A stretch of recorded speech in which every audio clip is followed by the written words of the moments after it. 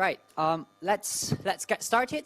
So welcome to the sixth lecture of Application of Finance. Today it's a great pleasure that my colleague Yi Cao is going to deliver this topic in the basic of trading.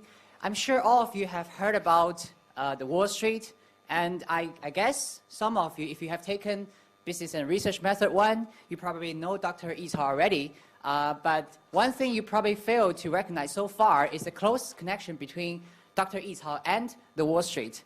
Actually, regarding the trading, the topic of trading, Dr. Yi Cao is a world-leading expert in this area because he has worked many years in one of the top hedge funds in the globally. Okay, and so.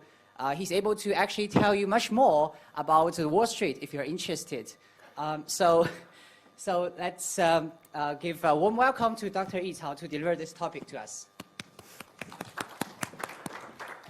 Okay, so thank you. Really, it's a great pleasure to be here. So yeah, I'm sure some of you might know me before if you have taken BRM 1 or if you are taking the BAIS course in this semester, so you might know me before. But this lecture is slightly different, so I'm not going to talk about statistics. So that's pretty boring, right? So, but this lecture is much more fun. So it's about trading. So I've been working in a trading firm, or it's a hedge fund, for some years. So that's pretty much an interesting area. So if you are interested to trading or finance, or especially financial markets. So. Today we're going to do some topics about basics of trading. So several points. So I'm not going to tell you how to make money from the stock market or option market. So this I don't have any magic to make you to be a millionaire in a year or even shorter time. So there's basically no magic to do this. And so what I'm going to do is just very brief 3 topics. So let's get started with very fundamental things. So trading, so a basic concept about trading, so what, where, and how. When we say what to trade, so this is basically what can we sell or buy from the market. And where, that means so where we can buy or sell from the market. So what is the market? So, and how, when we say how, does not mean there's a magic. So that basically means how we can submit our sell or buy order, and how those orders can be executed from the market. So this is all about basics. And then we're going to move to slightly more advanced topics, so market maker. So you might heard this term before, but what is market maker? So why do we need market makers on this financial markets, and what market makers is doing every day? So we're going to using quite a simple example to explain so the functionality or mechanism of the market maker and how they're going to maintaining the liquidities on the market. And at the same time, we're going to introduce what is liquidity. So why do we need market maker to provide liquidity? And then we're going to move to the last topic about portfolio manager and portfolio management and high frequency trading. So this is a briefly introduction on the trading strategies. So how many different categories of trading strategy on this world, and how can we classify them? So what is the characteristics for every different types of trading? And so we're going to using one real example and occurred in last year to explain so how portfolio manager is using the news and technical indicator, and also the knowledge about the financial markets and the basic logic to do their trade to create their long or short positions. And then we're going to move to a little bit on high frequency trading. So I guess maybe most of you heard this term before. But so we're going to do a little bit more study on what is high frequency trading. So how can we call a firm as a high frequency trading firm? So what characteristics are all, and so HFT trading can be. So and which one is most important? So there's the skill or speed. So so this is 3 topics for today. So we're going to start it with quite fundamental topics. So what is trading? So, okay, so very basic topic or question is what can we buy or sell from the market? So this is primarily the categories of financial assets from the markets. So I'm sure all of you know what is stock, what is bonds. So, but basically this is a category or classification for different financial assets. So we're going to go through this one by one. So the first one we call that security. So that's quite fundamental things. So that includes stock and bond. I'm sure you know what is stock, what is bond. So that's quite basic things, because most of the other derivatives or other financial assets or securities could be based on the stock or even bond. And the next one is derivative securities. So I guess maybe most of you know what is option, what is future, but we're going to study these topics later on in this course, but not today. So, but quite basic introduction on an option is actually, from the name we know, it's a derived security from an underlying financial asset, another underlying financial asset. So that could be a stock or could be an index. So if an option is written on a stock, we call that stock option. If an option is written on an index, so we call that index option. Or at the same time, we can have ETF option or like a commodity option, but not widely used for commodity option. So commodity option is sometimes we're going to using that for some hedging, but most of the cases for the commodity we're going to use in a future, so commodity future. So from the name, we know future is actually a very special financial derivative that reflecting to our opinion on the future prices. So maybe the future price of the certain underlying assets will be going up or down. So this is the reason we're gonna using the future to hedging or to reflecting our opinion on the future directions of the market. And also we have swap or swaptions. So this is a slightly advanced financial derivatives. So we're going to introduce this in this course later on, maybe in the next or even the later lectures. Currencies. So this is foreign exchange. So we all know foreign exchange. So between Great Britain pound to euro. So this is a quite good indicator for macro economy, and also a quite good indicator for the politics or policies, especially monetary policies in different countries. And contract. So this is a little bit new. So and this is not very normal and financial assets. So and I think a very good example for the contract is in the financial crisis. So that's roughly 12 years before, in 2008. So many of the contract financial assets has been sold or bought through the OTC market, over the counter. So we're going to introduce what is OTC market. So that is actually a contract based on the real estate mortgage.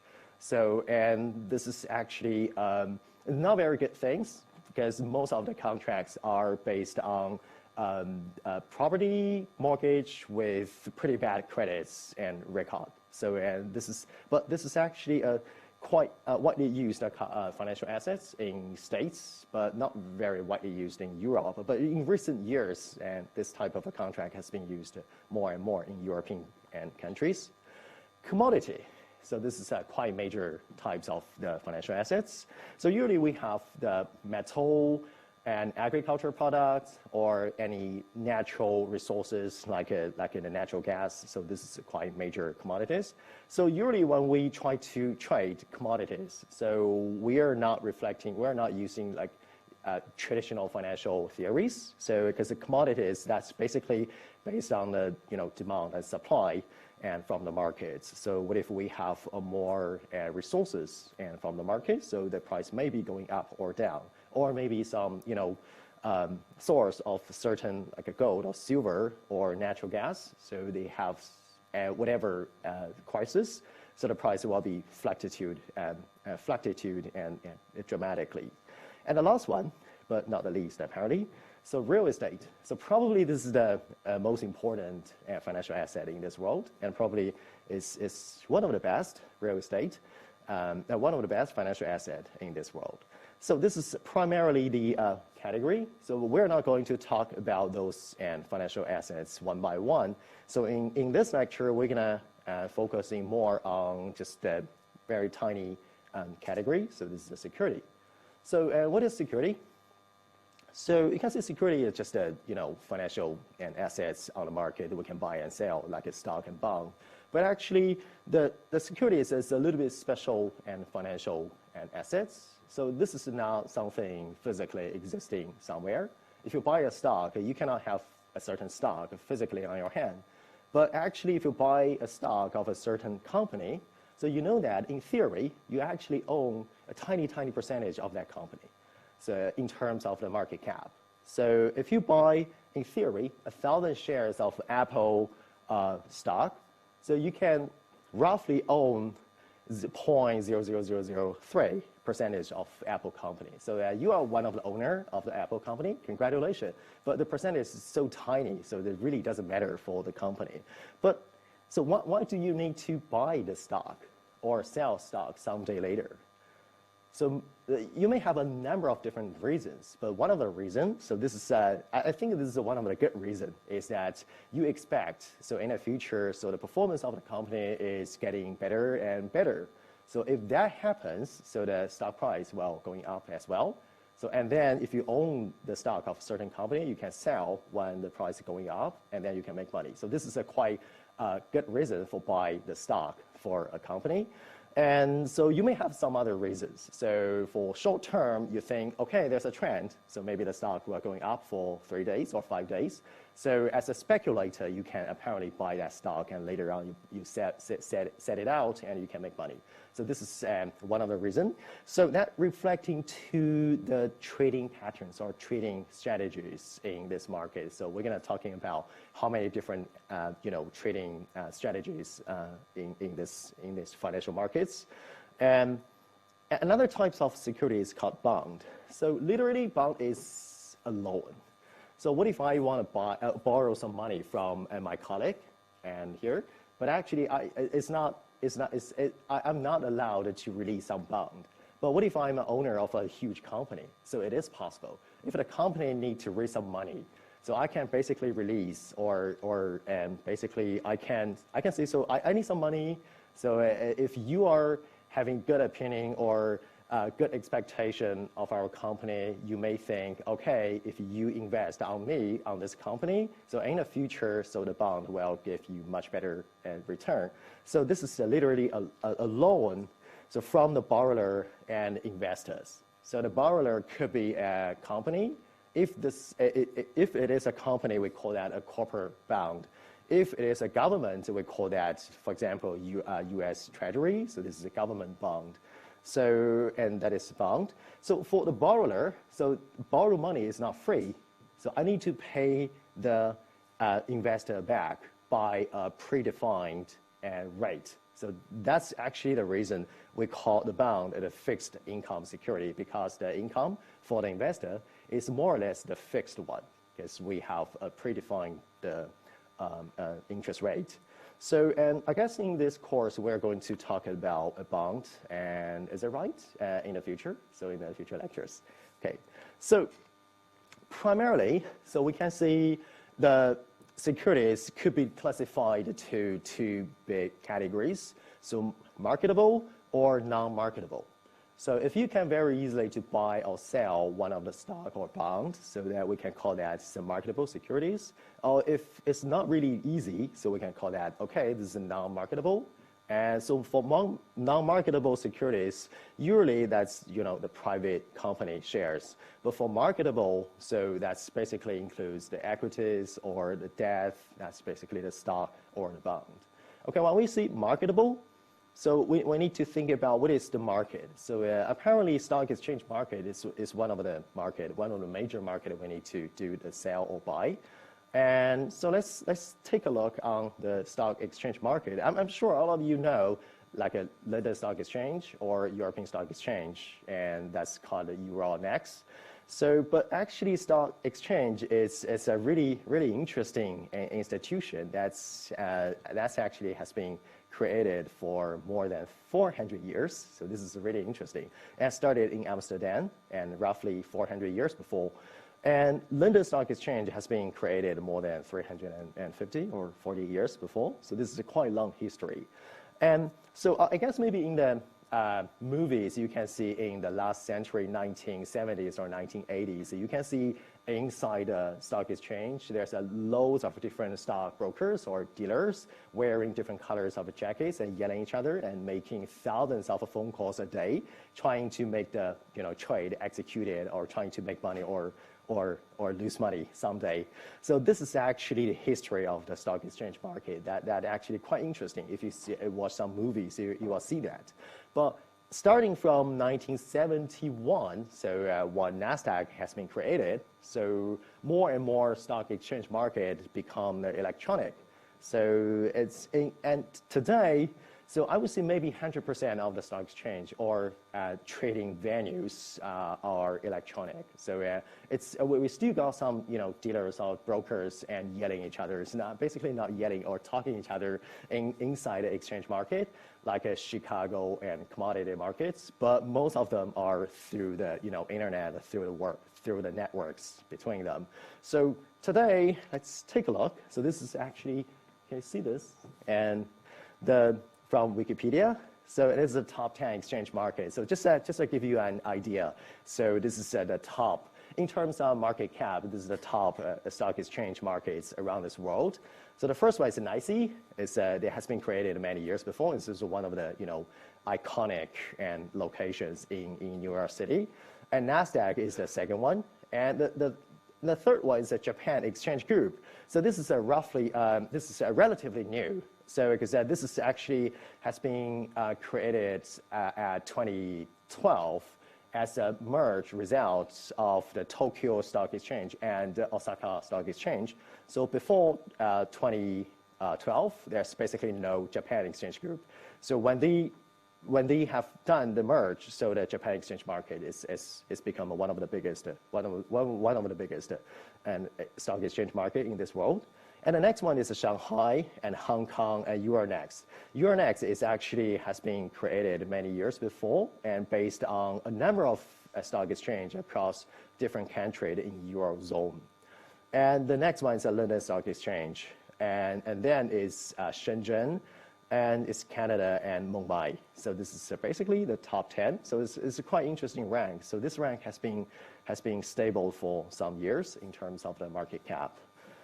Okay, so this is now we know how many different types of financial assets we can buy or sell. And here it is, so we can have some traditional markets to buy and sell from this is a stock exchange. But additionally, so we have some other types of markets. So this is one of the major type. So we call that OTC, over the counter. So usually we call OTC market, over the counter market. But actually this is not a market physically existing somewhere like a NYSE or NASDAQ or Shanghai. Basically we cannot find a location of OTC. So this is actually a decentralized market only between the dealers and brokers of the stock or options or financial assets or financial institutions. So actually this is just between the network, just existing on the network between certain dealers or certain brokers. So actually, how are they going to do this? So basically, this is actually existing in just talks or negotiations. Two of the brokers, they try to find out the counterparties. So they try to make phone calls or maybe emails, or they try to negotiate with each other and with certain prices and try to make this and trade executed. So this is actually the OTC market. So apparently OTC market is not within the regulated stock exchange market. It's somewhere outside the traditional markets. So why do we need this? So the reason is very simple, just one word, freedom. Because this is a less regulated and more transparency, less transparency. So everything is sort of in private. If I want to make a trade with a certain large company for a large stock, a large volume of stock, I can basically talk with my dealer or my broker and for a certain price with a private company somewhere in this world, and we can negotiate for a price. The price will not be published on the markets before the trade. Maybe after the trade is not published, so based on certain regulations in different areas. So less regulation, less transparency. So that's created a lot of advantages for the, the traders. So they made a lot of, and trade or executions and based on their own interest or based on the advantage or based on the interest of counterparties or each other. So that basically means more risk, actually. So, and so we all know the financial crisis. So actually in 2008, so an OTC market is one of the major problems for the financial crisis because most of the mortgage-backed derivatives has been traded in OTC market. So this is actually quite good. If you have something to sell, if somebody like to buy, this is actually good. But the problem is that, so the OTC market is not well regulated. So maybe the price is not a fair price. So maybe the price is overpriced. So, but if everything's fine, if the whole macroeconomy is fine, so maybe there's no problems on the OTC market. But the problem is that once the whole market, once the economy is getting a little bit worse, so maybe one of the dealers stop buying. So one of the brokers stop buying on the OTC markets. So that might be a trigger for the whole markets. So if one of the trader or a dealer stop buying, and maybe two, or join the stop buying team, and more dealers or brokers are stop buying, so that's going to be a problem. So, and then the sellers of, the broker who like to sell is getting more and more worried about, the certain financial assets. And so that's creating a liquidity problem. So in terms of liquidity, so I want to give a quite quick definition for what is liquidity. So that basically means how easy you can buy or sell a financial assets. So we're going to give in the formal definition later on. So if you cannot easily to buy or sell, especially for sale of certain financial assets, so that's actually a huge problem. So if you cannot sell, so that basically means the financial assets is overpriced. So basically the true value of this asset is actually pretty much lower than the price you have bought. So this is going to be a problem. So if more and more people stop buying, so and this risk or this and its atmosphere will be spreading very quickly, and finally in 2008, spreading for the whole world. So that's creating the whole worldwide credit crash. So, and this is actually one of the reasons after the 2008 and more regulation has been released to regulate the OTC. So they ask for every transactions to be more and more transparent. So they need to discover what is the fair price for the certain assets. And so, but we still got some advantages for the OTC market. So this is actually one of the major type for OTC. So this is what we call that alternative trading system. So why do we need this? So one of the reasons is actually this is quite good for institutional trader. So think about if you are a firm, you are pretty rich, so you are on a huge firm. And now you think the Alphabet company, so it is actually Google. Google's mother company is called Alphabet. So if you think Google is a really good company and you like to buy Google stock and holding them for roughly a year or maybe 2 years, so if you like to do this, so that basically means that you would like to buy huge volumes of a Google stock, for example, 1 million shares. So how can you do this? So if there's a no OTC market, if there's a no ATS market, so what you're going to do is you're going to submit an order to the exchange market and say, oh, I want to buy 1 million shares of this, but this will be blocked. So that won't happen.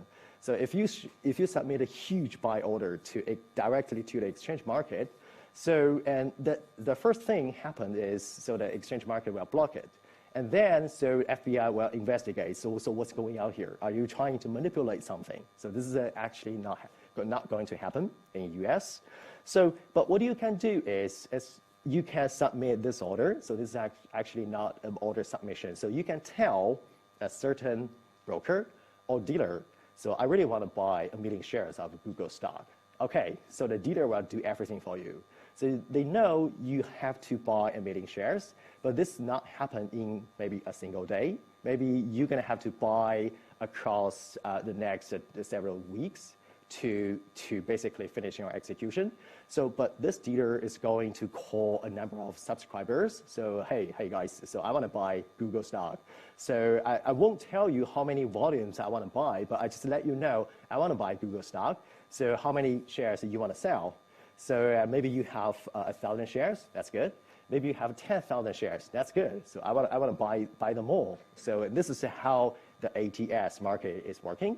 So actually, every single subscribers who like to sell Google stock, they don't know there's a huge volumes of a buy somewhere. So this is actually 1 million shares. They don't know.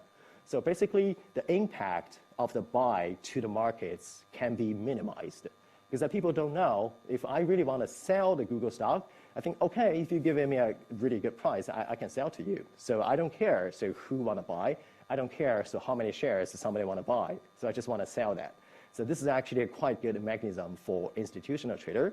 So if you can basically tell just one dealer or two dealers, and a dealer can smartly or intelligently and searching for the whole world of subscribers and finding out so who can offer you the best price or the volumes and try to make the execution as soon as possible.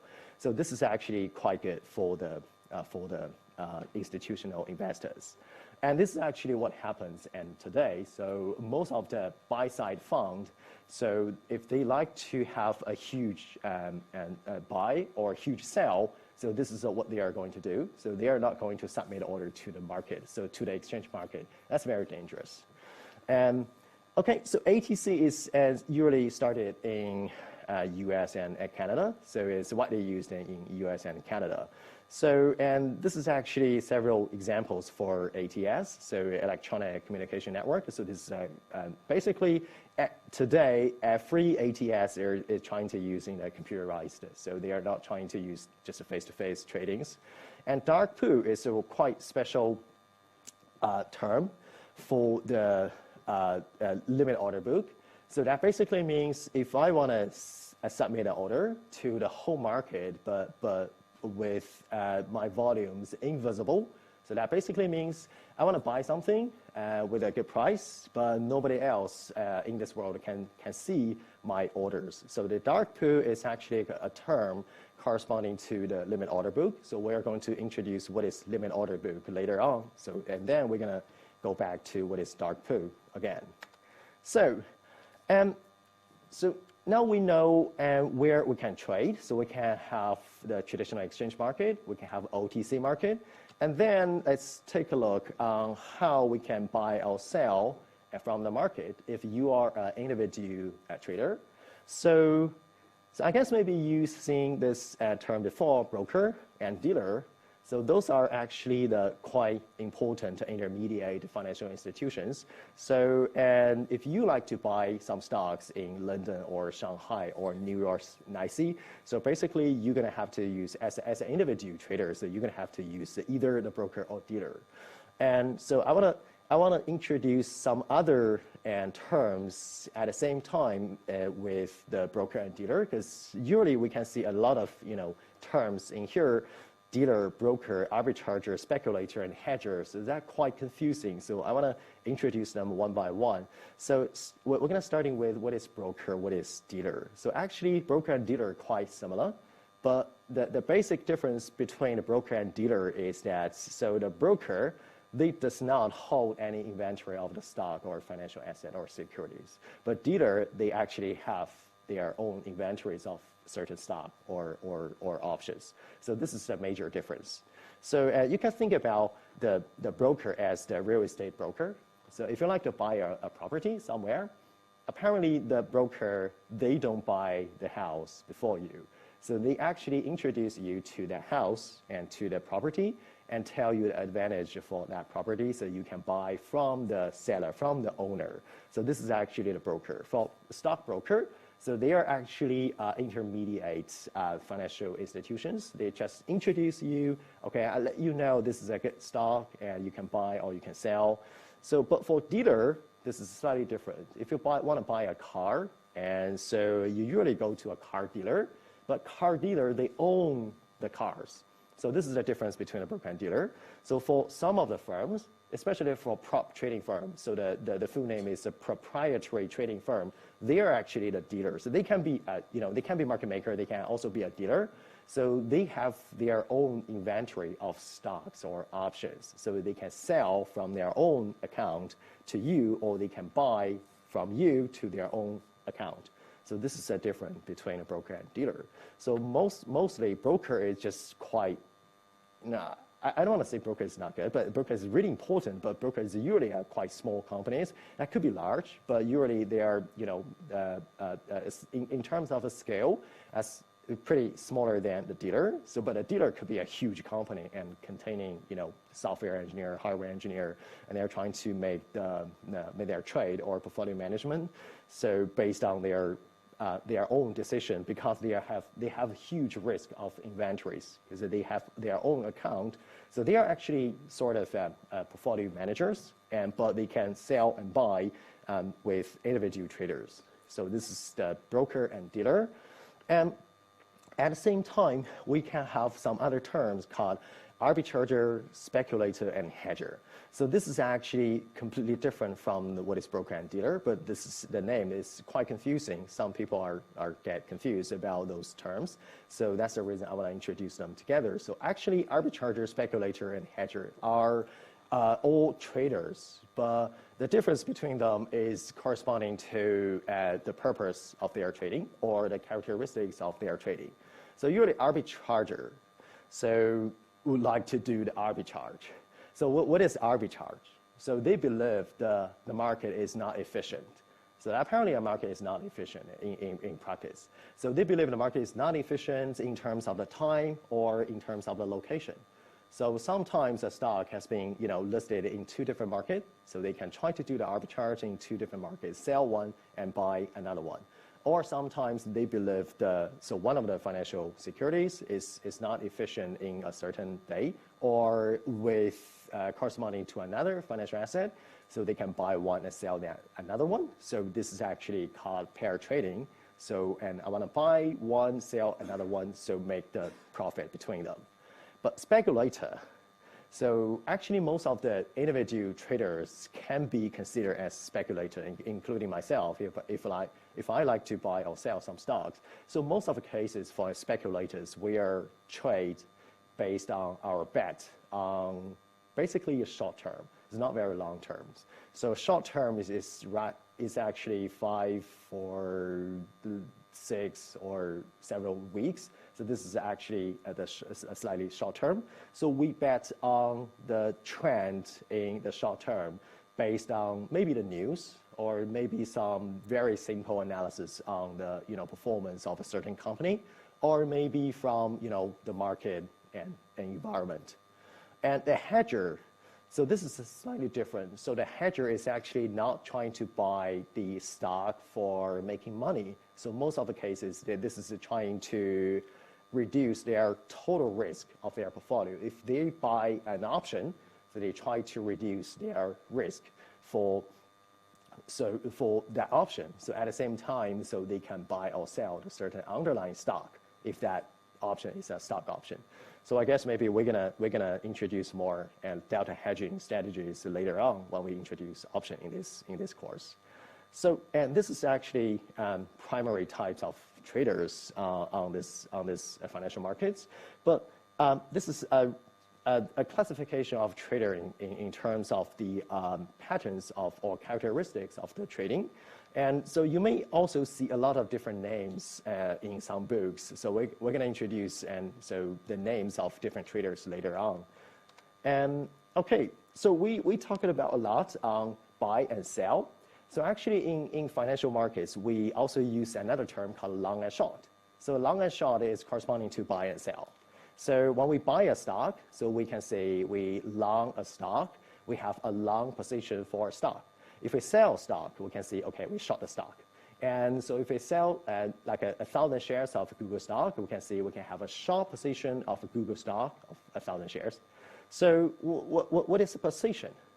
Position is actually amount of stock, amount of the securities, and you own by yourself. But I think it's quite easy to understand what is a long position. If you buy a certain stock, for example, 1,000 shares of a Google stock, yes, you have the 1,000 shares of a Google stock on your hands. This is your long position. But how can we understand the short position? If you sell 1,000 shares of a Google stock, so basically you can understand, so you have a minus 1,000 shares of Google stock on your hand. But this is actually your short position. So think about that mathematically. So this is a positive or negative. If you sell something, basically you own that, but that's a negative number. So minus 1,000 shares of Google stock. So you can basically understand the long or short positions. So if you have a short position, so later on, if you like to clear that position, or so if you like to balance that position, you can, for example, if minus 1,000 shares of Google stock, so to clear that, so apparently you can buy another 1,000 shares of Google stock. So in total, you have basically 0. So that's the mathematical expression for that. So yes, long and short. And so think about if you try to buy or sell a certain stock on the market. So this is usually the diagram of stock prices you can see from the market. And so what if on a certain time, for example, at roughly 11 o'clock, so the stock price is actually quite close to 1520, but at the minute, so what you would like to do is, if you like to buy at 1515, so apparently this is not the price at 11 o'clock. So, but what if at another time, several hours later, so you would like to sell at 1520, but actually the price is roughly 1515. So, and how can you do this? So, and apparently you cannot just buy or sell at the available price from the market. So what you can do is actually you can open your long or short position by using basically a function or called limit order. So a limit order is slightly different from the market order. So we're going to introduce what is a limit order. So, and from the name, limit order, so that's basically an order with a price limit. So, but if you have a price limit, apparently this is not guaranteed to be executed immediately when you submit the order. So for example, if you like to buy, let's going back to here. So at the 11 o'clock, so the price is roughly close to 1520. And so, but maybe you believe this is too high. So I want to buy at 1515. So you can submit an order, so a limit order to the market, say, I want to buy 1,000 shares of this stock with the price 1515. So apparently this buy order will not be executed because the price is pretty high at the minute at 11 o'clock. So nobody like to sell at a pretty low price when the market price is pretty high. But that's really doesn't matter. You can say, so this is your desire. So I want to buy at a pretty low price, and I submit the order to the market. So maybe the order will be executed later on. I don't know. So, but this is actually showing your desire, showing your expectation from the market, and showing basically your strategy. I want to buy at low and sell at high. So this is quite simple. And later on, when the price going down, so basically you think about maybe the price will be going up again. So I want to sell at 1520. So actually, when the price is roughly 1515, you can submit a sell limit order. Say, okay, I want to sell 1,000 shares of Google stock, so with the price 1520. So apparently, those order will not be executed. So, but may execute it later on when the price getting 1520. So this is actually one of the tool you can use to make your trade. So actually, when you set up a price limit for buy or sell, so for buy order, so the mechanism for the order execution is, for example, you set up your price is 1515. So the mechanism for execution is the order will be executed at the price 1515, apparently, or better. So what does it mean, a better price for a buy order? So that means a higher price or a lower price? A lower price, yeah. Because people always like to buy at a lower price. People always like to sell at a higher price. So for a buy order, so if you submit a buy limit order, so at 1515, so one day the price, if the price reaches 1515, okay, so the order will be executed. But what if the price reach 1514? That's lower than your limit price, so the order will also be executed because this is a better price for buy. But for sell, so think about if you like to sell at 1520, you can submit a sell limit order at 1520. So the execution mechanism is the sell limit order will be executed at the price 1520 or better. So better means this is a sell limit order. Better means a higher price. So if the price, market price is 1530, so apparently your order will be executed because this is a much better price than your limit. So you would like to sell at a higher level, 1520, but now if the market price is 1530, so the order will be executed. So this is the execution mechanism on the markets. So yeah, so for example like this, buy limit order.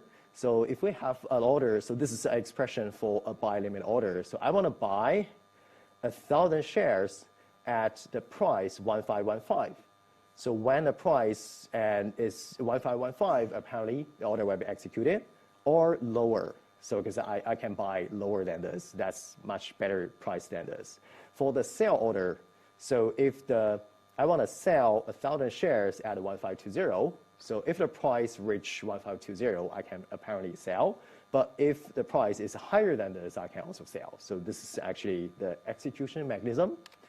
So alternatively, we can have market order. So limit order have a price limit, but market order does not have any price limit. So market order means an order to buy or sell at the best available price when you submit the buy or sell order. So whatever price available, the best available from the markets, so the order will be executed. So most of the cases, the market order will be immediately executed from the market if you submit a market order. So that's sometimes equals to a trade, because if you submit an order, a market order, so that always, if you like to buy, so there are always somebody like to sell from the market. So the price will be the best, available price. So, and this is the example. So when we have a market order, so we don't have any limit on the price. So, and this is an expression for a market order. I want to buy 1,000 shares, but this is a market order. So I don't have a price limit. So I want to just make this order executed immediately. So the price, the order will be executed at the lowest selling price. So this is the buy. So the order will be try to find out what is the lowest price and execute it. So for sell, if I want to sell 1,000 shares, I don't care the price. So the order will be executed at the highest buying price on the market. So this is the mechanism for market order and limit order. Okay. So the problem is that if you submit something to the market, how can you find out the lowest and highest selling or buying price on the market? So that's basically corresponding to another term called limit order book. So if we don't have a limit order book, it's really hard to find out what is the best, the highest buy price or lowest selling price. So what is the limit order book? So because we introduced before what is the limit order. So we know limit order might not be immediately executed. Because you may like to buy at a very low price or sell at a very high price. Those orders are basically corresponding your desire, but might not be executed immediately from the market. So if you submit something to the market but not executed, so where the order goes. So actually, the order will be recorded by the exchange market. And so all the unexecuted limit order will be maintained and recorded by the exchange market. And they are trying to organize all the orders together and show the unexecuted or outstanding limit order to the whole world, to the whole markets. So this is actually called limit order book. So how can they basically organize all the orders? So apparently they try to organize the orders according to the price. They're trying to aggregate all the volumes together at the same price. And they sort all the volumes according to the price, and they show the volume at every price levels. So this is actually how it looks like. So, and for example, if we have a number of people like to buy at 90, so this is the price. So, and they're trying to aggregate all the buy order at 90. So they calculate the total volume of the limit buy order at 90. So they show the total size of the buy order at 90. And so this is actually the one of the level for buy. And maybe somebody like to buy at 85. And this is even more than 90. So we basically aggregate all the volume at 85 and show the volumes in here. And also for the 80. So this is all the buy side. So maybe somebody like to sell at 100. So this is a higher price. So we can aggregate all the volumes for sale, and show the volumes in here. And maybe somebody like to sell at 106. This is a much higher price. So we're going to aggregate a volume for 106 and at the same time 109. So if we aggregate all the volume at every price level and sort and the price from the lowest to the highest, so we can have a figure like this. So apparently we can know, so this is actually the highest price people like to buy from the market. So far this is 90. So this is the lowest price people like to sell on the market. So this is 100. So apparently 90 and 100, there's a gap. So the gap has a name called spread.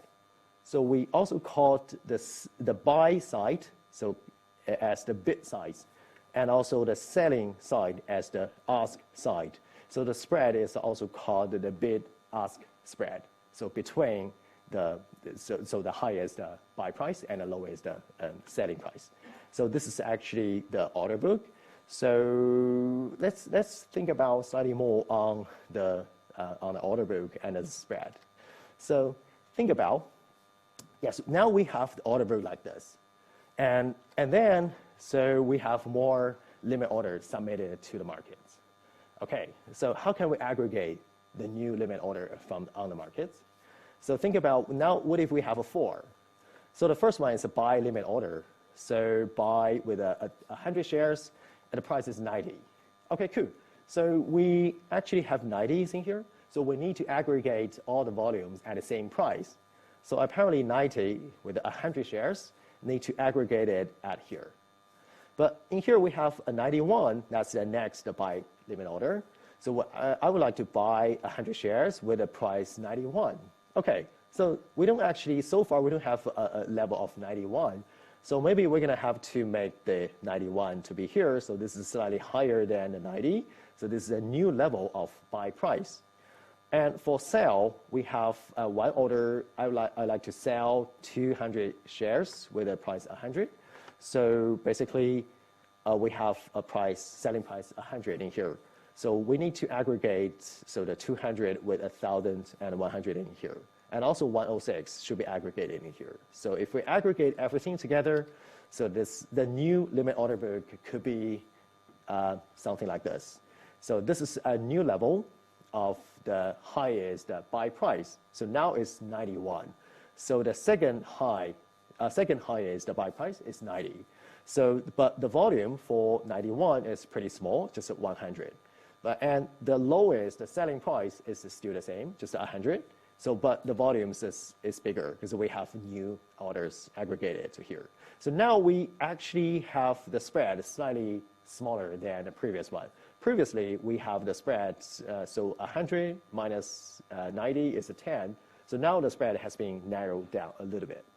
So, and later on, we're going to talking about, so what is the difference between a narrow spread and large spread. So we can also represent the limit order book as a table of this. So, and this is a bid size and ask size. So we're going to starting with for the bid size, the highest buy price and with the volume. For the ask size, we're starting with the lowest selling price at here. So we're going to list all the levels in this table. So in most of the cases from the whatever trading and softwares, you can see very similar tables like this, showing the bid size and ask size and volumes and also the gap. So from here we can see, so this is the highest buy price and this is the lowest selling price. So the difference between 91 and 100 is the spread at a minute. It's a pretty large spread. Okay, so and yeah, the next one is we're gonna talking about a little bit about the order matching rule. So what is the order matching rule? That's actually, we've done this before. So what if we have a new order? So how can we execute with the existing or outstanding orders on the order book? So the price is the first priority, apparently. So when we have a new order, so we need to try to matching the price of the two orders.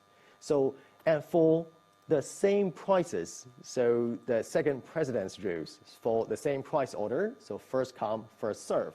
So the meaning for that is, let's take a look on what if we have two orders. So first one is we have a buy order. So this is a limit order because we have a price. So what if we like to buy 500 shares at the price 100?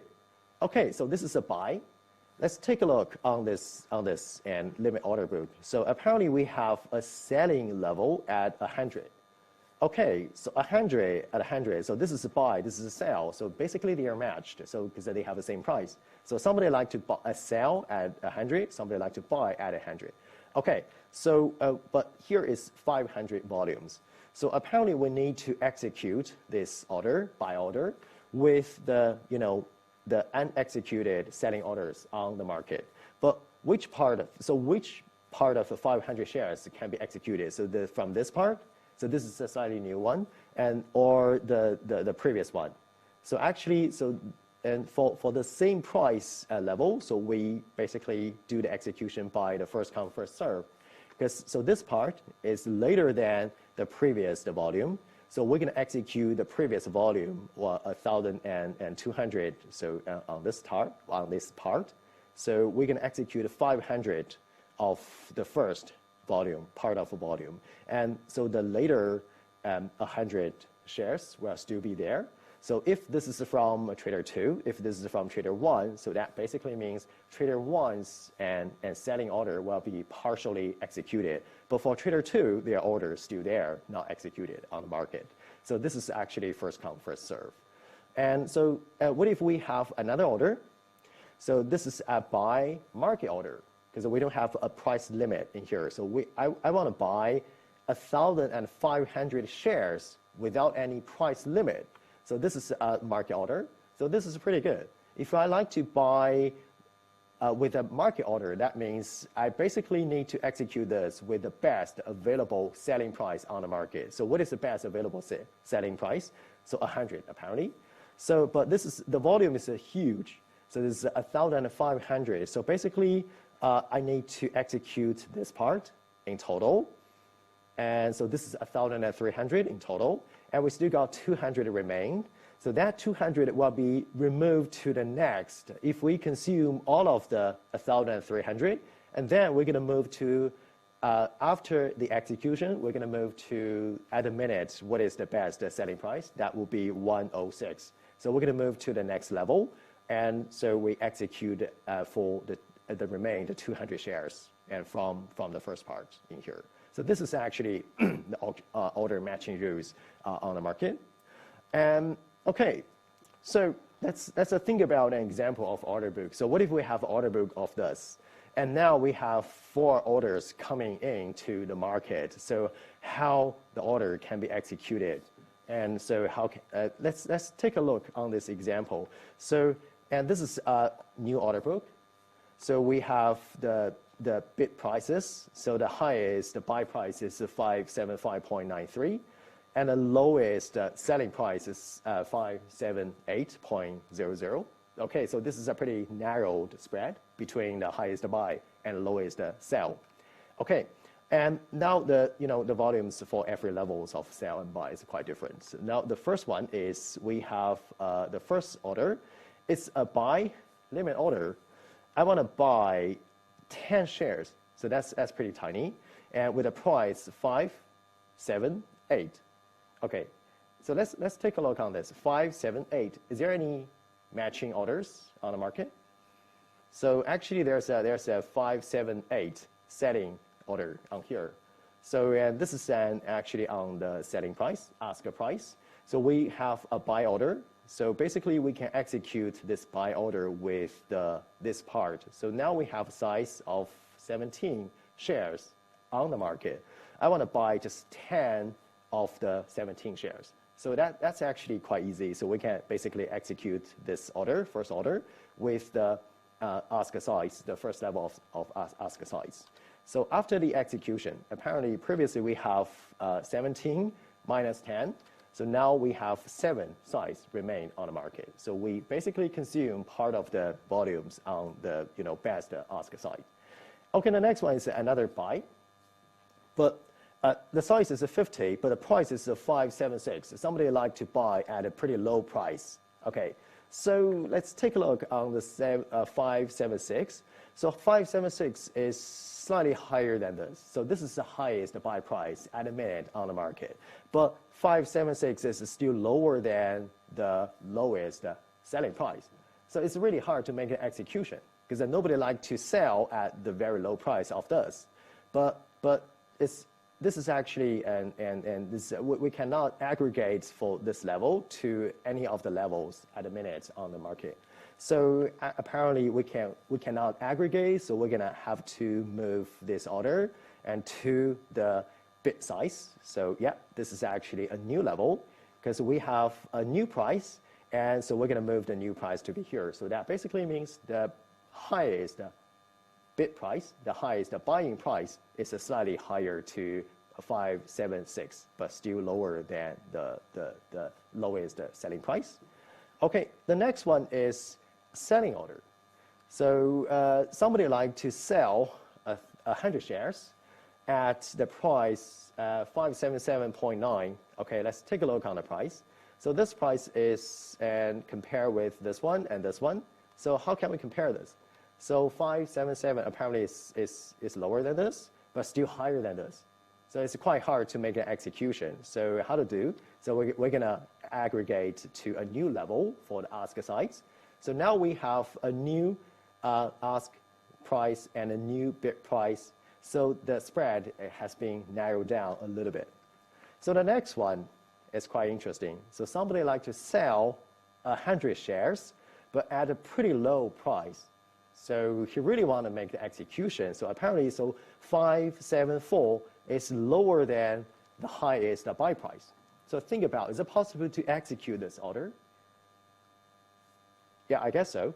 Because, so this is the price somebody like to sell, but we have higher price than this. So this is a better price for an execution.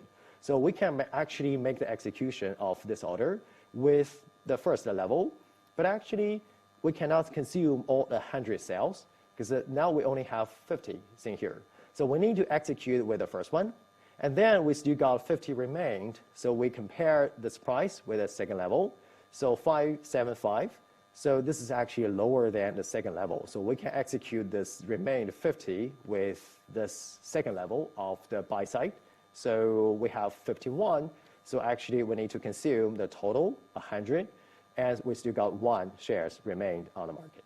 So this is actually how we're going to execute and hold market after the execution for for limit orders. Not execution. So after we have 4 new orders, so the new order book will be changed like this. Okay.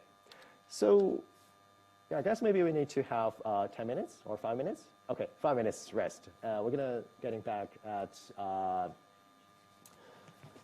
10 maybe. Okay, 10 past 10.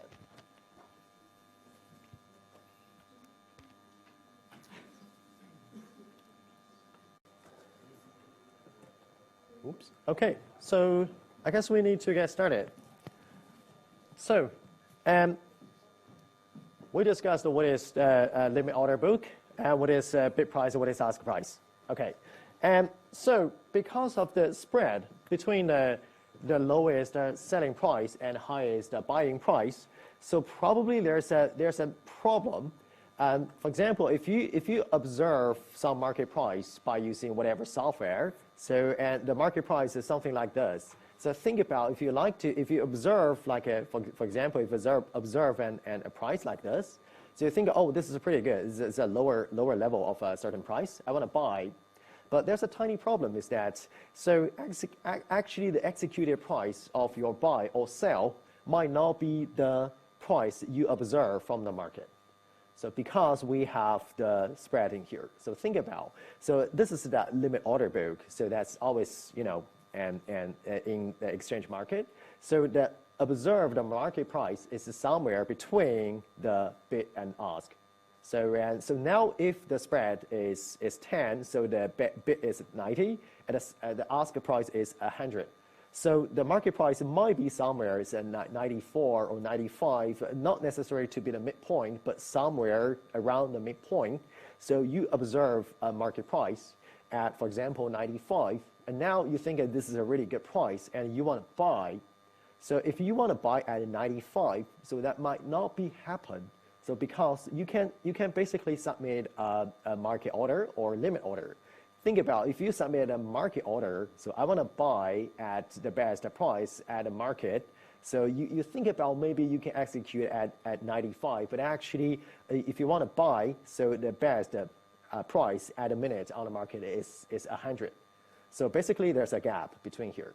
But maybe you can say, I want to submit a limit order. Yes, you can submit a limit order. So I want to buy 100 shares at 95 at a specific price. Yes, that's possible. But the problem is that that might not be executed immediately. So this is going to be a problem. So that order will be stored and recorded in here. So that will be a new level of the bid price. So you don't know when your order will be executed. Maybe sometimes later after 5 hours. So the price will be slightly different from what you expected. So this is actually a problem for trading. So for most of the cases, this is actually the trading cost. So think about if you observe a price somewhere between the bid and ask. So if you like to immediately execute or buy certain shares of a stock, so if you like the execution, so what you have to do is you're going to have to take the cost of the whole spread. If the price is 95, if you like to buy, definitely you want execution, so you're going to have to take the cost of 5 between the 95 and 100. So your desired price is 95, but actually the lowest selling price is 100. So this is actually the trading cost. So sometimes when we say, okay, you really like to make a new position of a long position of a certain stock, so with immediate execution, so you're going to have to go across the spread. So go across the spread, so that basically means that you're going to take the cost of this. So this is actually just part of the trading cost. So in terms of a trading cost, we have two primarily categories. So the first part is pretty obviously, so this is called explicit trading cost. So like a broker commission, as an individual trader, so you're going to have to submit orders through one of the brokers. So if you download an app, so that's actually an app for a broker. So you're going to trade through the broker. So usually the broker has some commissions. If you're a starter for using an app, so probably you have some trial time for 0 commissions for 2 months or 3 months. So this is actually a premium for a new starter. So but after that, if you are a regular trader, so basically you're going to have to pay the broker commission. And this is one part of the explicit trading cost. Apparently the tax. So this is by the law. So you're going to pay the tax. If you make money, so you're going to have to pay the tax. So this is actually part of the explicit trading cost. And at the same time, we have implicit trading cost, which when we say implicit, so that's really not easy to observe from the market. But what you need to understand is there is trading cost on the market. So one part is bid-ask spread. So as we discussed before, so here is a spread. Think about if the spread is pretty wide like this. So this is a very wide spread between 90 and 100. So the spread is 10. So actually the bid-ask spread cost is really high. Because if you observe a market, so you're going to have to take the cost of $5 US. That's actually a lot. So bid-ask spread, one part, and another part is called market impact. So this is actually not very easy to understand. It's really hard to quantitatively measure, but I think that most of you could understand the effects or the concept of what is market impact. This is actually the effect of your own trading behavior. If you want to buy, so the price is usually going up. If you want to sell, the price is usually going down. So the price movement is always against your behavior. So this is actually the market impact. So, and quite typical example is, what if you like to buy 1 million shares of a Google stock? Think about it. This is a huge buy while pushing up the price on the market. And if you like to sell 1 million shares of a Google stock, that's a huge sell. If you want to dumping some of the stocks, apparently the price will be going down. So large sell will pushing down the price, large buy will go pushing up the price. So that's a quite extreme examples, but this is actually the trend you are going to have. Even your maybe your orders is pretty tiny, so but that has quite tiny market impact on the market. Maybe it's too tiny for your execution, but this is also part of the trading cost. If you like to buy, for example, 1,000 shares, so that basically has some trading impacts. That could be 1 or 0.1 or 0.2 basis point. That's pretty tiny, but still part of the cost there. And also we have, opportunity cost. So Albert, your order, if you like to buy at certain prices, you submit a limit order, so the order might not be fully executed. So this is the opportunity cost, or maybe delayed in execution. So delay means quite crucial problem because you never know what's going on there on the market. So maybe the price is going up or down, or maybe against your expectations. So because of the trading cost, explicitly or implicitly, so most of the cases, the portfolio the theoretical portfolio performance is quite different from the practical one. So, and this is sometimes we call the implementation shortfall. So this is mainly because of the trading cost. So most of the cases, when a portfolio manager design a portfolio, so explicit trading cost is very easy. So it's quite easy to calculate. But the problem is that the implicit trading cost. So for most of the cases, the bid-ask spread is a tiny part, but market impact for portfolio manager could be a huge one. So a lot of empirical studies show that market impact cost is even higher than the broker commissions. So that's actually for the institutional traders. But for individual trader, so this could be quite tiny.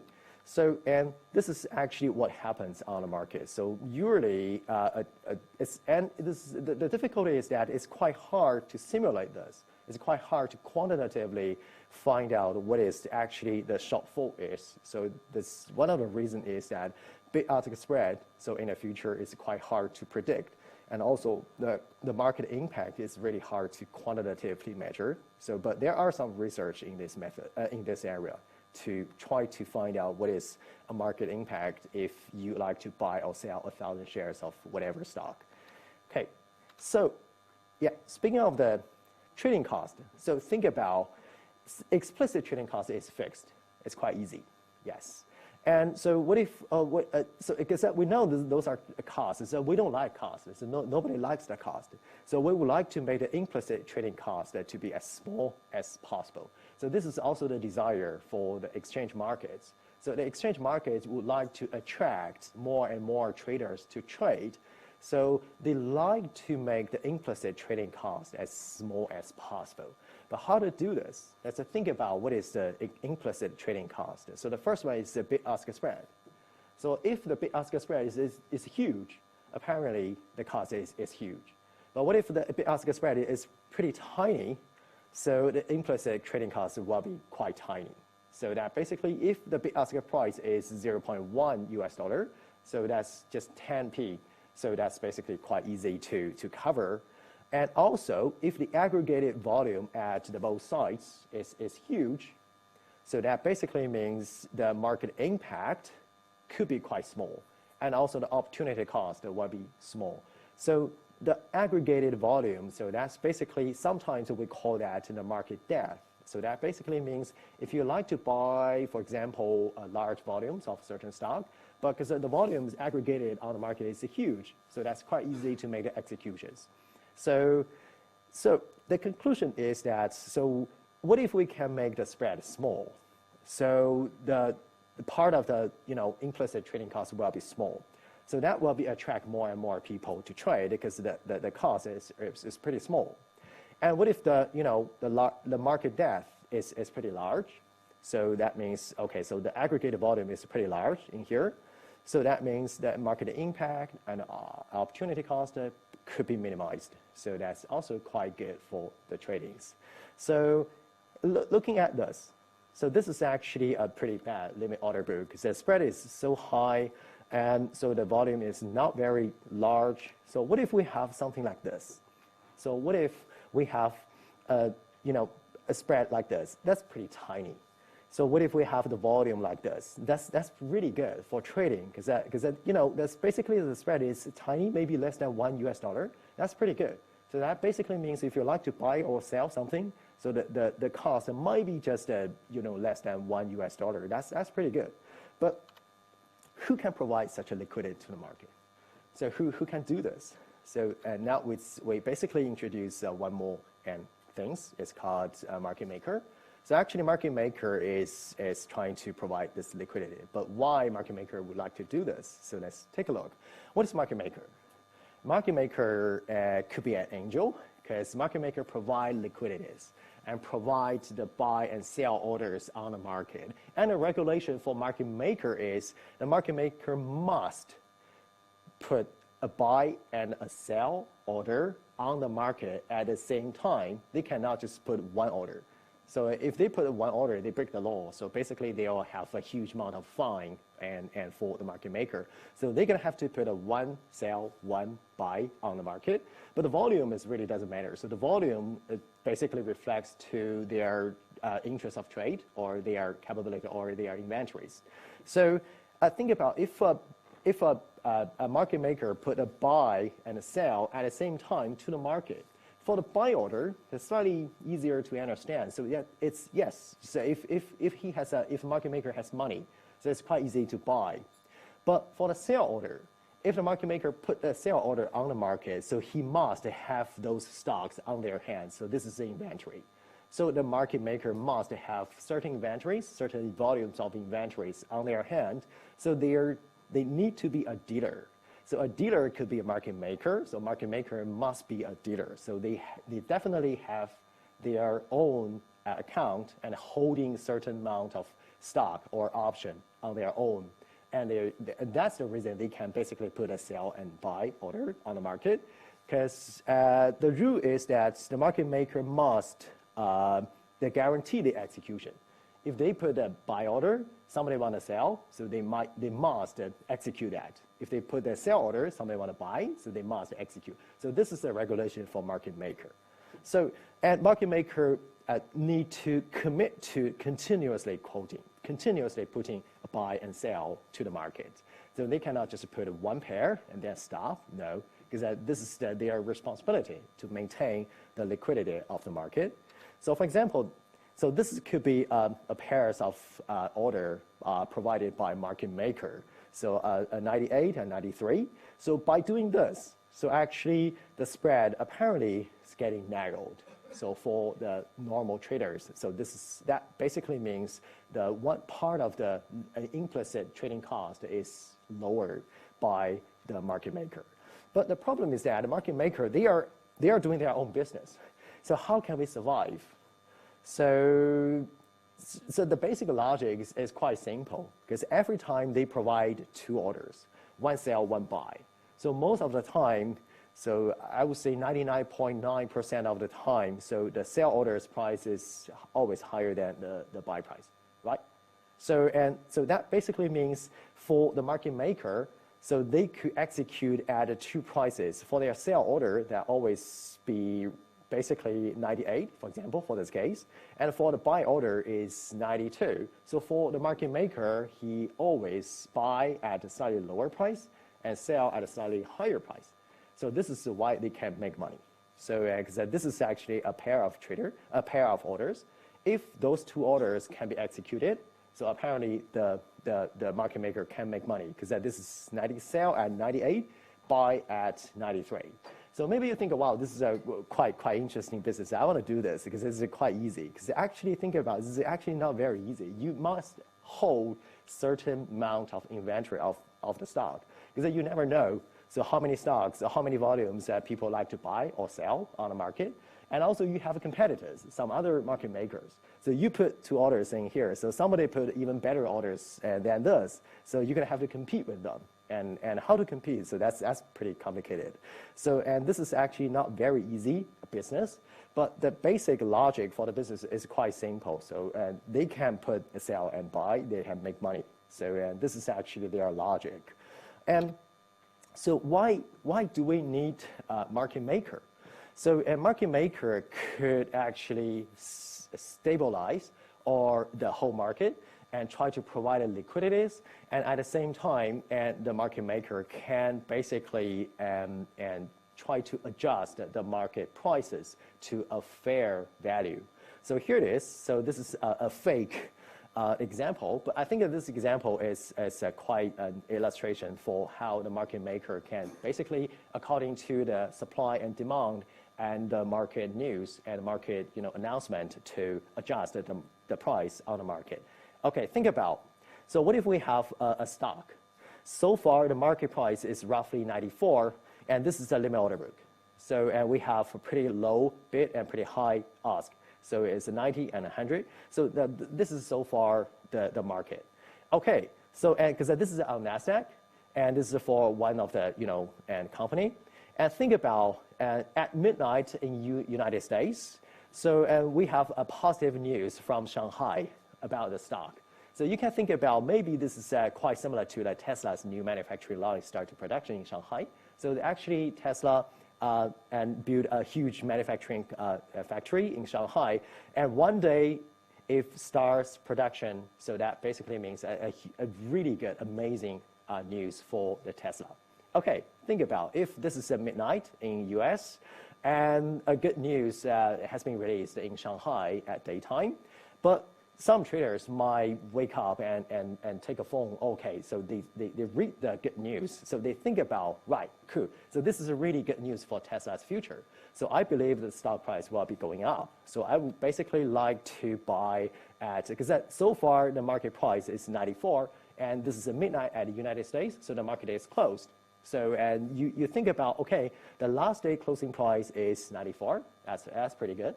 So I think the good news will be pushing up the price in the future, in today or maybe the future. So I want to immediately buy something and try to make money and in the next several weeks or month.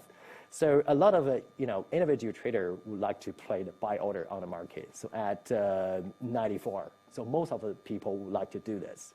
Okay, at the same time, market maker definitely they have loads of analysts that they read the news as well.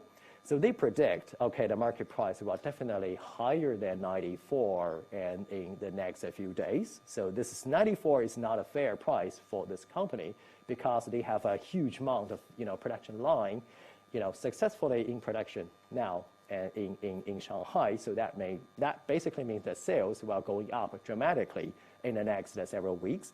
So the market maker think, okay, fine, we would like to adjust the price to a slightly higher at the opening time of the market. So what they like to do is they would like to place 2 orders, 1 sell, 1 buy. So this is regulation.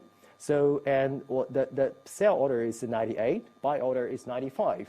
So but the volume is slightly different. Why this is different? Because this is a good news. So, and we basically anticipate most of the people would like to buy. I mean, the individual traders would like to buy. So that's a reason. So the market maker basically put sell orders at 98. So the 98 so far is the best, the lowest selling price on the market. But at the same time, so because think about the whole world, because if all the traders on NASDAQ, they read the good news, so we cannot guarantee 100% of the traders would like to buy. Maybe 5% would like to sell. So that's a reason, and that's also the logic that how the market maker are going to put a buy order out here. So this is, once the market maker put a 95 buy order, so now this is the highest buying price for the market maker. Okay, so by by actually putting 2 orders in here, so this is actually a signal to the whole market. So the market maker believe, so the true value, the fair price for the stock should be somewhere between 95 and 98, should be slightly higher than 94. So, okay, when the market is open, so apparently this is the lowest selling price. So there will be a lot of buying orders executed at 98 because this is the best selling price. But at the same time, maybe a tiny percentage of traders would like to sell. Is that for some reason, maybe a few days before they buy certain stocks of this company, but at the minute they think, okay, there's a good news, so the prices are going up, so I would basically like to sell. So the percentage for sell should be much lower than the percentage of buy. So that's the reason the volume is different. So, but by putting the 2 orders in here, so apparently the market maker can make some money. So maybe 10% of people would like to execute at a 95 for a sell. But maybe 80% of the people or 90% of the people would like to buy at this price because they believe in the future the price will go even higher than 98. So by putting this, so when the market opens, so because of the huge good news in the last night, so those 2 orders will be immediately executed.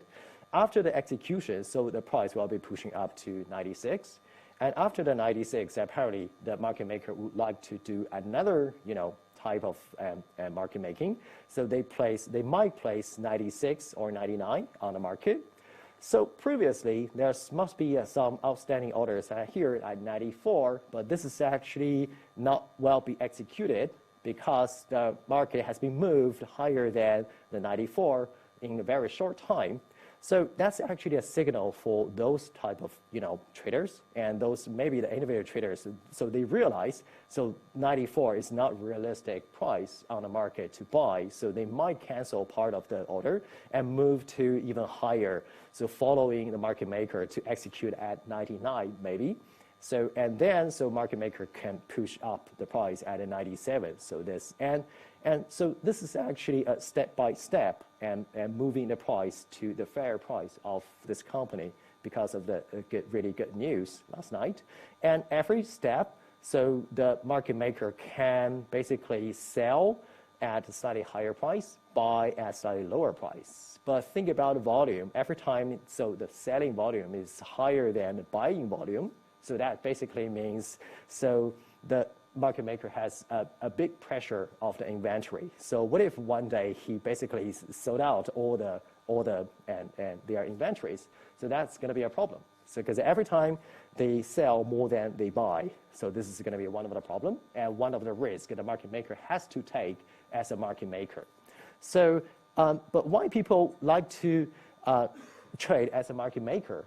So actually, a logic behind that is people believe the market should be going up or down or up again and down again. So this is a volatile market. So someday we can basically sell and someday we can basically buy. So this is a logic. If one of the stocks keep going up for a year, so this is a huge problem for the market maker. So this is actually, they're going to running out of their inventories for the certain stock. So this is also the reason. This is also the risk for the market makers. And for example, for Tesla, in the last 6 or 8 months, so the prices were going up for basically yeah, I think I keep going up for roughly 6 or 8 months. So that's a huge problem for the market maker because they cannot just buy and to make money. So they're going to have to maintain the prices and buy just a pair of the orders. So. And this is a mechanism for the market maker. So what we can find out is, yes, market maker can provide, tighter spread and increase liquidities. So when we see increased liquidity, so that basically means we provide more volumes and on the both sides of inside the spread and making the spread slightly lower, slightly narrower.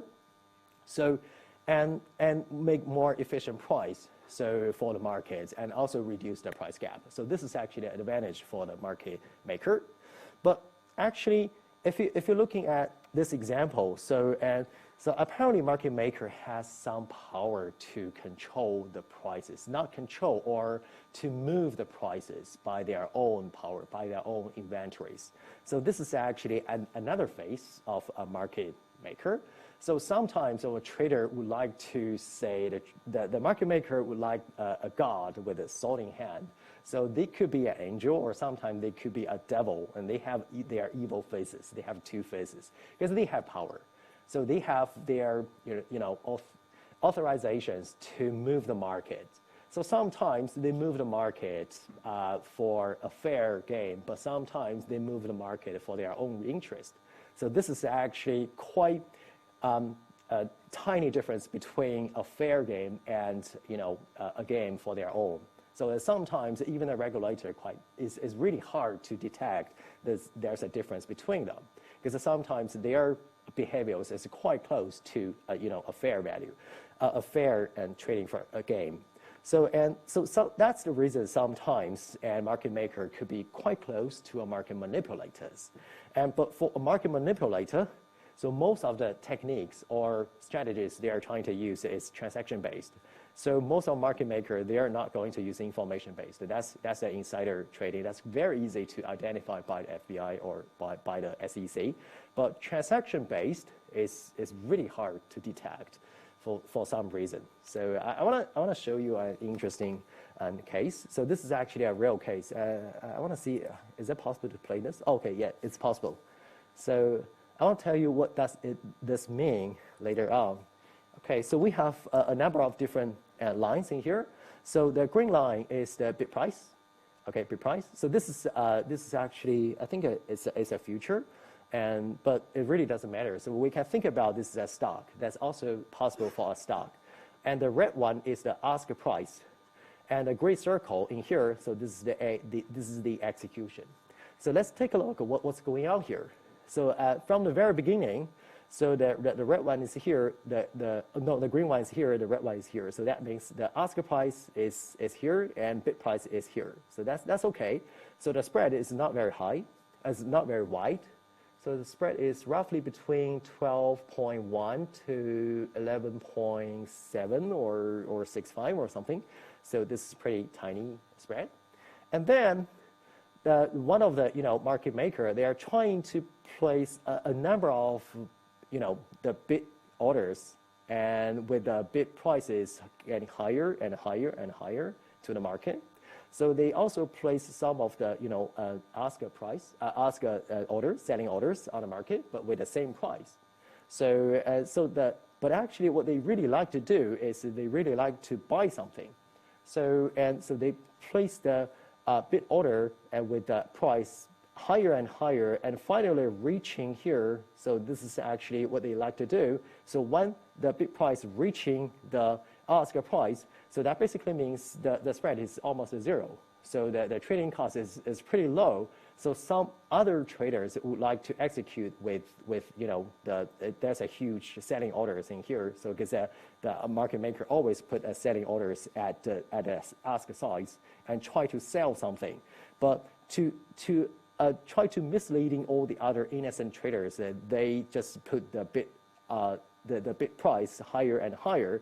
People are thinking about, okay, maybe the price is getting better, higher and higher. So maybe this is a good trend or a good indicator for maybe the future trend. So maybe in the future the price is getting better and better. So I can maybe make money. So I would really like to buy.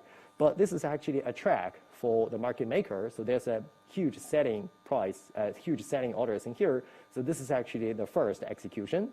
And after this, actually the market maker cancel some of the selling orders. So the selling price, the lowest selling price will drop down to here. Will be going up to here, and then he keep pushing up the bid price by place a number of bid order to here, and then reaching another level. So actually, here we have a large volumes of selling order from the market maker. So when the bid price reaching the ask price, so this is an indicator for the normal traders. People think, okay, so the cost is really, really low, and the price is going up very quickly. So I want to really buy. So actually, so he buy, or some other innocent traders basically buy. But after this executions, so this market maker cancel all the previous bid prices. So that's the reason. So the bid price going down from this level to this level immediately.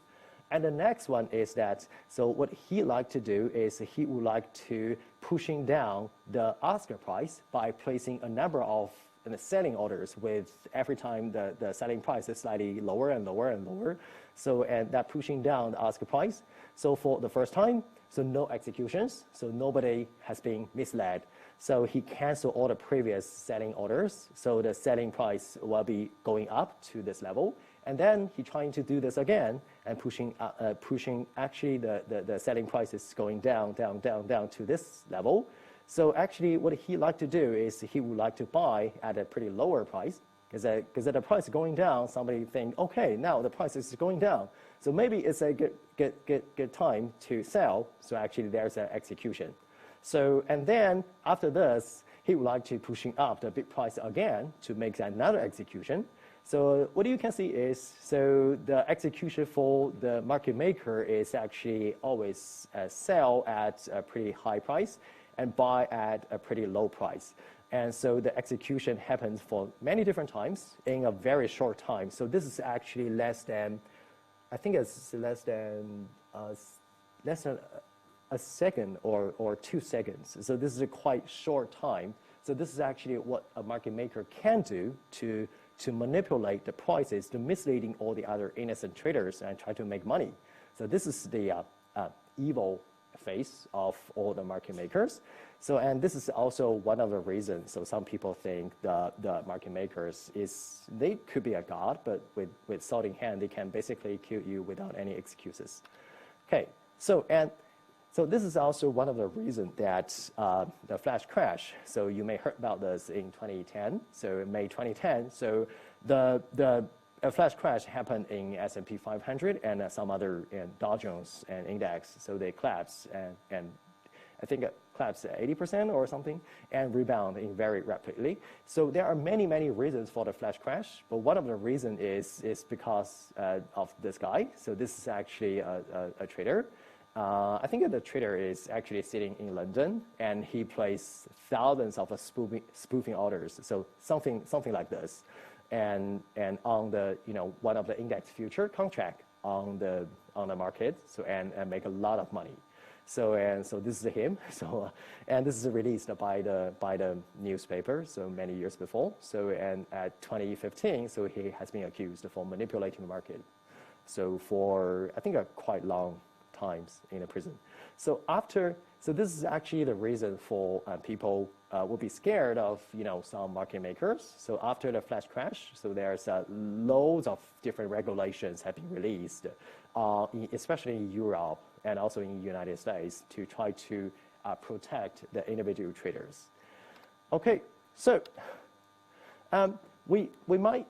This the last topic is about trading strategies. So this is roughly a classification for different trading strategy. So I don't want to say, so this is a golden reference, but you might see a lot of different terms from other books. So this is just roughly how people classify different strategies.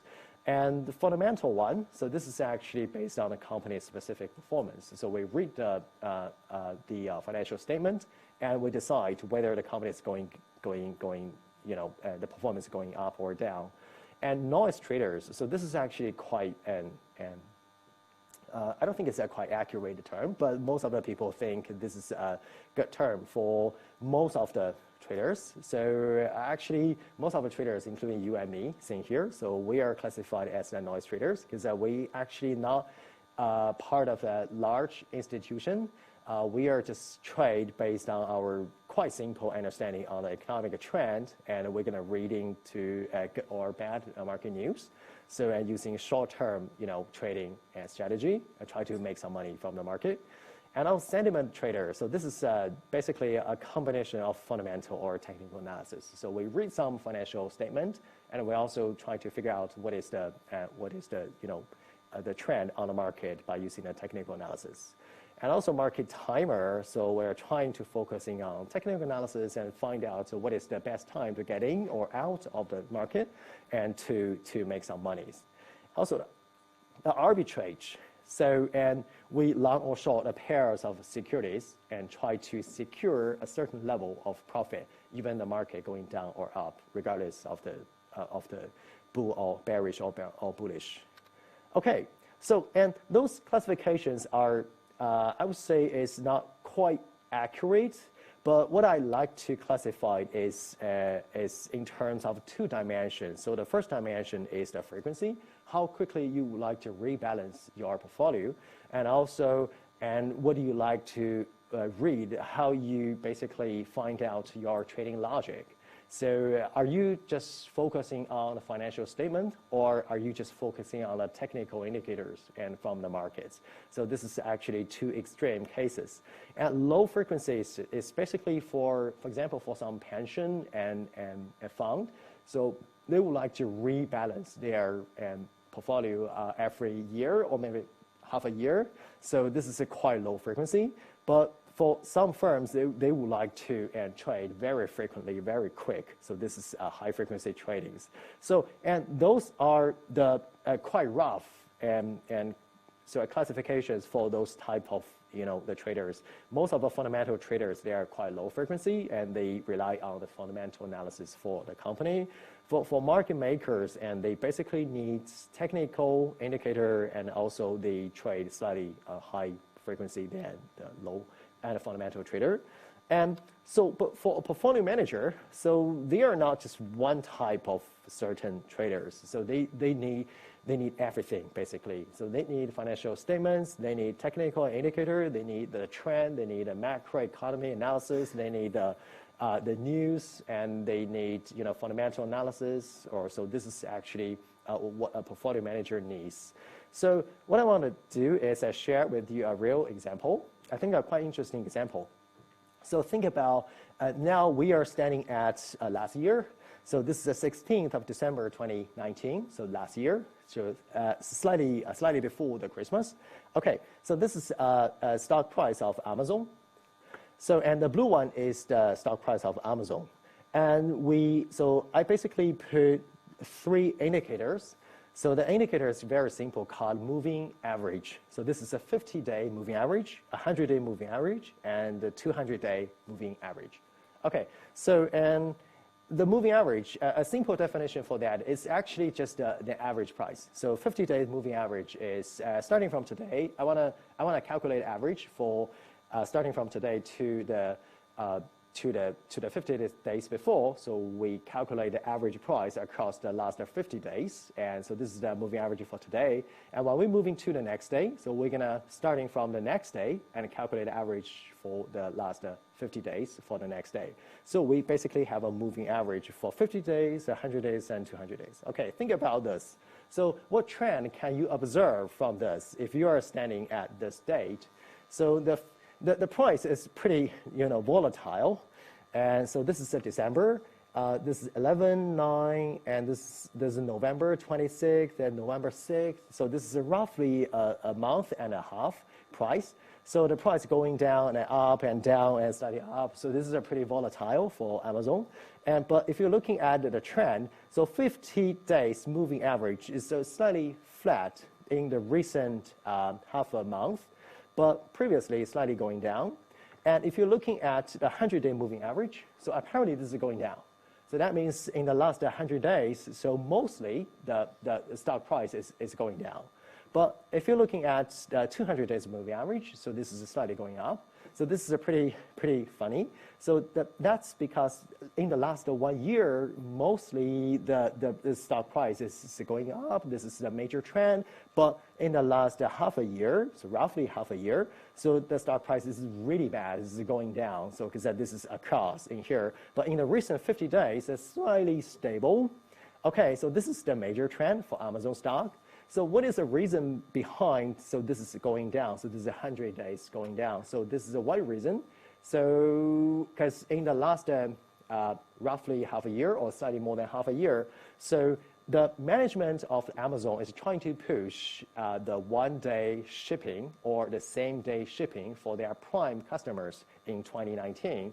So they are keep telling the management or keep telling the Wall Street and investors, so this is very expensive. It's really not easy to do. So this is a reason, so all the investors think, okay, so you need a huge amount of cash. So that's the reason. So in the last 100 days, so the performance for the stock is not very good. So this is the trend is going down. This is Amazon. Let's take another example. This is FedEx. Okay, so FedEx, we are still standing at the same day. So FedEx, the blue one is the stock price. You can basically take a look on the 200 moving average. This is slightly going down. 100. It's pretty flat, but slightly going down. So 50, so slightly going up. So basically, so the whole trend for the last 1 year for FedEx is going down and slowly going down. But in the recent 50 days, it's slightly going up. So the reason behind that is 2019 is a global trade tension, global trade between China and the United States. So that's the reason, so FedEx business is going down for the whole year. But in the very recent days, so it's slightly better. So the reason is that one of the, Commerce Secretary is pretty optimistic on, cooling down, negotiation between United States and China. So the tension is slightly better. So that's the reason. So the stock price is getting slightly better. Okay, so this is the background. But on that date, we got a news. So the news, you can check this on Bloomberg or some other news, but this is actually the real news. So the Amazon announced to block the third-party seller from using FedEx. So at this day, so for the ground delivery network for the prime shipment for Amazons. Okay, so the excuse is very interesting. So the performance for FedEx is really bad, under the expectation. So this is actually the truth, because the FedEx sometimes delay the delivery for the prime customers. But actually, is it a real reason that Amazon want to stop? So actually, if a performance is really not good, we can negotiate, we can talk. So we can fine you, we can basically punish you, but why stop? So actually, if you read some more analysis, you will find out actually Amazon invests a huge amount of money to their own logistic hub, especially for the prime air drone. So this is what Amazon did.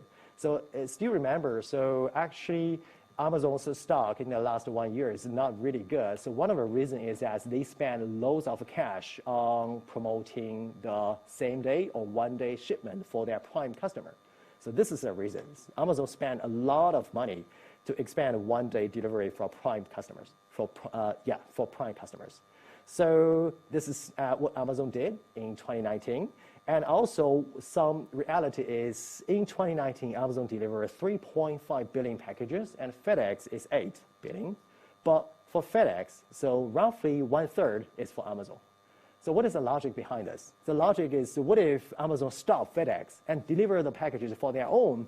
So that Amazon will be a bigger, in terms of market percentage, will be a bigger logistic company than FedEx. So FedEx is actually quite widely used, but Amazon may be better than FedEx in terms of logistics. Okay, so this is actually the reality we can find out. So the logic is Amazon actually, so this is actually not a real excuse. This is just the official excuse. The real excuse is that Amazon wants to get rid of FedEx or UPS, but instead of that, using their own logistic networks. So the question is it good or bad news for Amazon and FedEx, respectively? For FedEx, I guess maybe it's not good, right? But for Amazon, is it good? Think about the logic behind that. So if Amazon start to use their own logistics, so they can guarantee their same day or 1 day delivery. So if they can guarantee for their prime customers, so satisfaction is going up, so that could be attracting more and more prime customers. So statistically speaking, prime customer can spend more money than average. So the sales should be going up. At the same time, Amazon can sell out their own logistic network to the whole world, other business, as a competitor for FedEx. Apparently, FedEx is not a very strong competitor to Amazon in terms of the market percentage. So now this